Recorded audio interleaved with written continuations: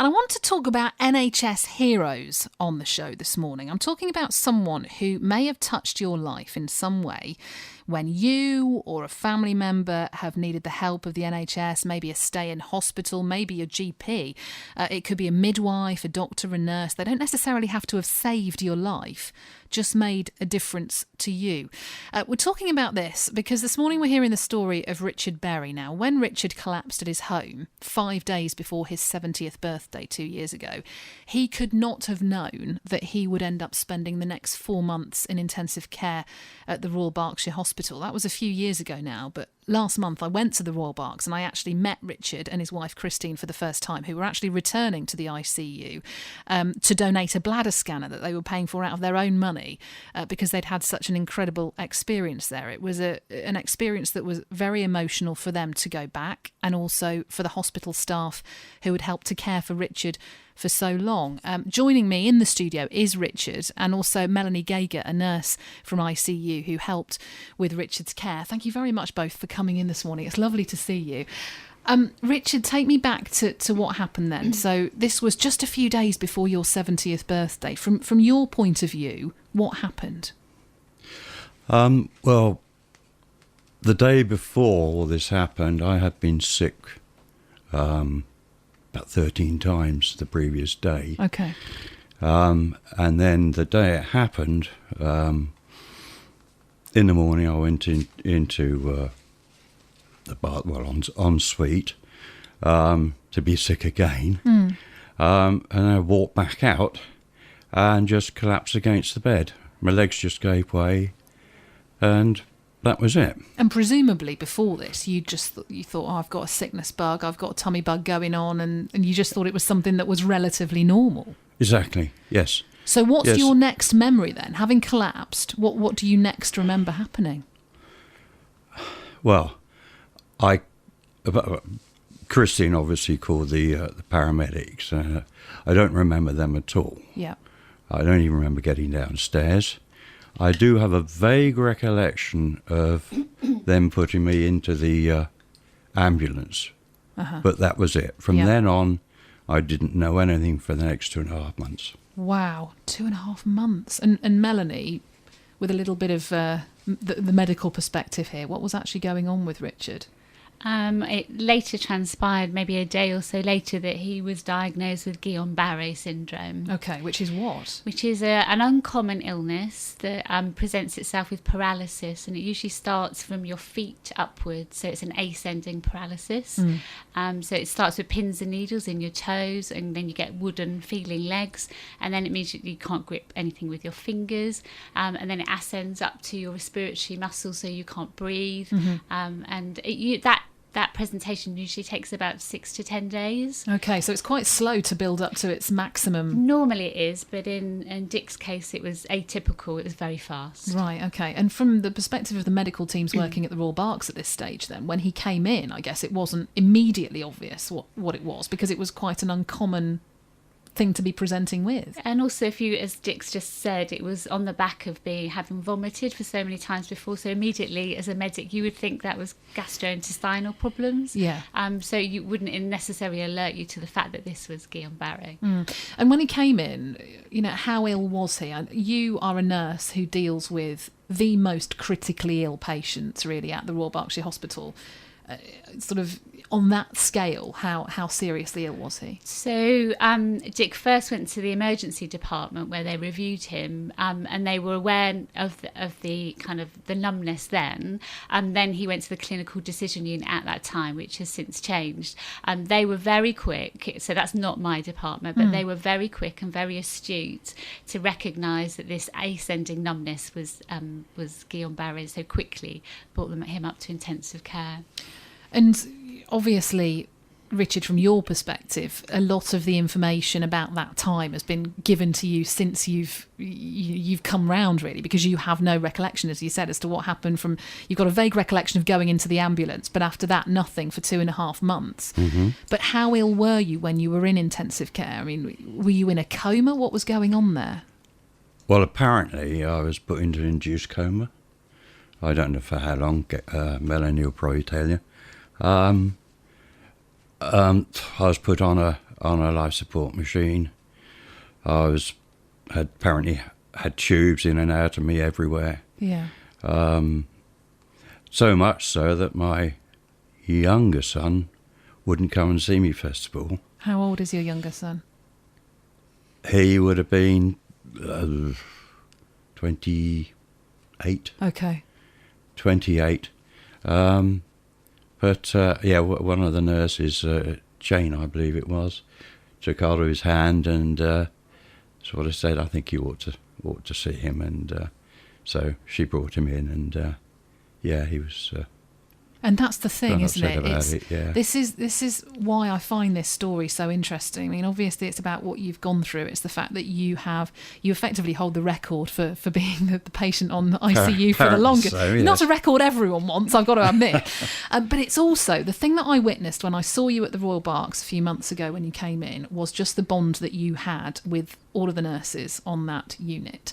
Mm-hmm. And the fact that you mentioned then that a nurse sort of took your son by the hand and said, "Come on, let's do this," is testament really to not necessarily how the nurses just care for you, but also for the family as a whole. And I know that your wife, Christine, found it very emotional to go back when we saw you guys together, because it's about, the care that nurses and those medical staff provide for the families. And I suppose you feel it so acutely in somewhere like ICU, don't you, Melanie? Because people are there for a long period of time, in the day, at night time with those loved ones. So I think, just to put it into context, our average length of stay is probably 4 days. Okay, so this is a huge difference. 125 days. Yeah. Dick and Christine and their family were our family. So they were part of our world, really. Yeah. So this is a very unique situation. We're going to come on and talk a little bit more about that relationship in a moment. But as I mentioned, I'd love to hear about your NHS hero this morning, someone who has touched your life in some way when you've come into contact with the NHS. It could be the midwife that helped you to give birth to your children.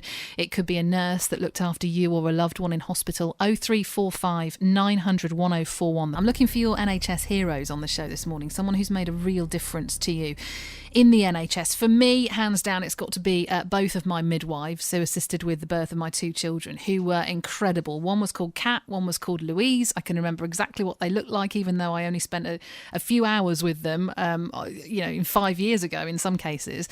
Both of them work at the North Hampshire Hospital in Basingstoke, and they were just incredible. The care they provided to me, the care they provided to my husband, and consequently my children as well, was just unbelievable. And you never forget a good midwife, I don't think, when you've had a child. I'd love to hear your NHS heroes on the show this morning. 0345 900 1041. Tell me about yours. You can text the word Berks and then your message to 81333. It's a chance to celebrate them, really. And we're talking about it because with me in the studio is Richard Berry and Melanie Gager. Richard holds the record for spending the most amount of time on the intensive care unit at the Royal Berkshire Hospital, having suffered a neurological problem a couple of years ago. And Melanie is a nurse from the ICU that helped with Richard's care. And I observed them meeting up with each other for the first time in a while a few months ago, which was a lovely moment. And I thought it'd be good to sort of share their story on the show. So, Richard, you said that you remembered going into the ambulance after you collapsed at home. And then your next memory is sort of 2.5 months later. So what do you remember from those early stages of sort of coming round? What was that experience like for you being in intensive care? Because at that point, you still had another, 2 months to go on intensive care. So this is where your memory starts to kick in, I guess. Yeah, as I said, for about the first 2.5 months, I didn't really know much. Apparently, I was sort of coming in and out of consciousness, if you like. Mm-hmm. I didn't really know much about that. Yeah. But it was only really when I was, I became conscious properly that I then started taking note of what was happening, what was going on. I knew where I was, but yeah, it was at the point really when I actually gained full consciousness 2.5 months later that I really started to know what was happening. And you couldn't speak, could you, when you came around? I couldn't speak, no. I think it was 103 days, I think it was. And that must where have I been... couldn't speak Was at all. that frustrating for you? Or were you too weak to be frustrated by it? It was frustrating because I tried to, what do you call it? Get them to read. Okay. But that was very difficult, both for me to try and mouth the words and for the nurses to lip read. And Melanie, this must be hard at this stage, because not only are you managing his situation and his illness, his medical problems, but you're also managing his own emotional well-being, aren't you? And that's a frustrating situation to find yourself in.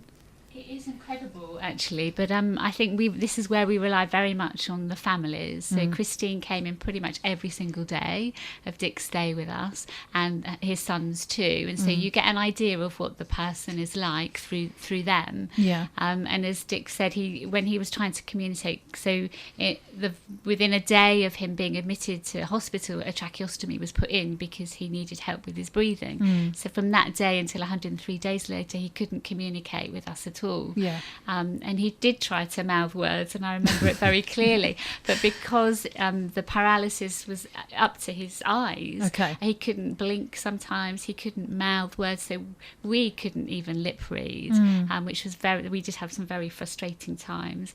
With other patients, we were able to use iPads and vocal aids, but he just did not have the strength to be able to do that.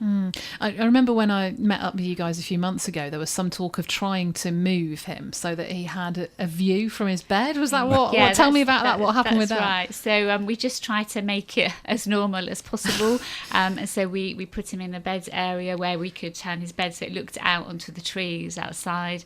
And we also did take him down to the fish pond, which is again, we were talking earlier, it's our first patient that we've ever taken down ventilated. Really? It took a team of nurses, doctors, physios to get him out of bed into a chair and to take him down to the fish pond. And did that make much of a difference from your perspective as someone who'd been in bed for that period of time in that room, which is pretty frightening actually? All the machines are bleeping away, there's very sick people in there. Did it make a difference to sort of break out of there and go and sit amongst nature for a bit? It was it was quite exciting really to actually get out and see the outside. When Melanie said, oh, by the way, Melanie is actually a senior sister at the hospital. And when she turned me around in the bed, I said, no, I wanted to face the other way. So I knew what was going on. You wanted to keep an eye on what was going on. Absolutely, yeah. But no, that was good going down to the fish ponds. And after that day, they took me down several times after that. I guess it made a difference to your own mental state then, didn't it? To be able to just get out of there for a little while, because you need to be together emotionally and mentally to help yourself get better as well, I guess. Well, it makes you realise that there is a world outside the ICU, although, I just can't thank all the staff enough. I wouldn't be here otherwise without them. Well, it's as simple as that. We're going to come on to talk about that in a bit more detail in a moment. As I said, I'd love to hear about your NHS heroes on 0345 900 1041. Text the word Barks and then your message to 81333. Talking about people in the NHS or in the medical profession who've made a real difference to you. In a moment, we'll hear more of Richard's story. Miriam has texted to say, my hero was the doctor who supported me when my dad died years ago in a hospital in North Wales. He was so kind, he held my hand, he listened to me, so genuine and supportive in such a difficult and sad situation when I was at my lowest point. Miriam, thank you for that. Tell me about your experiences of people in the medical profession who have made a real difference to you or to the lives of your loved ones. 0345 900 1041 is the number to get in touch. You can also text the word Barks and then your message to 81333. We're hearing Richard's story. Richard collapsed at his home 5 days before his 70th birthday 2 years ago with a neurological condition, which meant he went on to spend the most number of days anyone has spent on the intensive care unit at the Royal Berkshire Hospital, which is something like 4.5 months that you spent on there, Richard, in the end, was it? something Yeah, like just that? over 4 months, Yeah. 125 days. And Richard's with me. So is Melanie, a nurse from the ICU that helped care for him at the time. And you were mentioning earlier on, Melanie, that the average stay of a person on ICU is about 4 days. So Richard really does beat everyone hands down. He's got the record. Yeah. So I'm guessing that did you learn to speak again? Did you learn to be able to talk again when you were on ICU, or did that come later? What happened? I hadn't lost my voice with regards to speech. Yeah. It's just the fact I couldn't speak because I had a trachea in, and that was in for, I don't know, 3.5 months, maybe, something like that. Yeah. And what they did, they've got a little gizmo they can actually put into the a tube that comes out of the trachea, and by breathing through that, I could actually talk. Okay. To a certain extent, and a lot of the nurses, in fact, all the nurses had never heard my voice until then. That's true. So it must be a very funny experience, Melanie. We were all quite shocked, actually, at how posh he sounded. What were you expecting? And also then the jokes came, so we weren't anticipating that either. Yeah. And what was it like to be able to speak again, though? Oh, brilliant. It was another step up in the right direction. Another milestone. It was a milestone, yes, you're right. When you were in there, because I mentioned, I went in there a few months ago to see you guys, and it can be quite a daunting place to be, can't it, intensive care, because for obvious reasons, the people in there are critically ill. They are on all sorts of machines. You've got machines bleeping away. You've got lots of staff running around. Did you feel frightened when you were there, Richard? Do you remember feeling emotions like fear? I didn't feel frightened at all. No, I had worked for the ambulance service for not as a paramedic, so I had some idea what goes on in there. Yeah. Certainly, I wouldn't experience it myself, but no, I wasn't frightened at all. In fact, I was more interested in what actually was going on and who was doing what and what was wrong with the guy next to me, that sort of thing. No, I'm one of those people who, really sort of takes an interest in nosy thing. All right, nosy then. I wasn't going to say that. So, you're right. Tell me what happened which led to you leaving ICU then, because I suppose on one hand, it felt like another milestone had been reached and that actually, wow, finally you're making your way out of there. But you must have felt quite sad about that because you'd spent 4 months there. Oh, indeed. I got my own little space there, and I was right in front of the nurses' station, so I could see everything that goes on. And so I was in my own comfort zone there. And when they said I was going to be moved to Caversham ward, I didn't want to go. Yeah. I said I didn't want to go, but I had to go because to free the bed up. But no.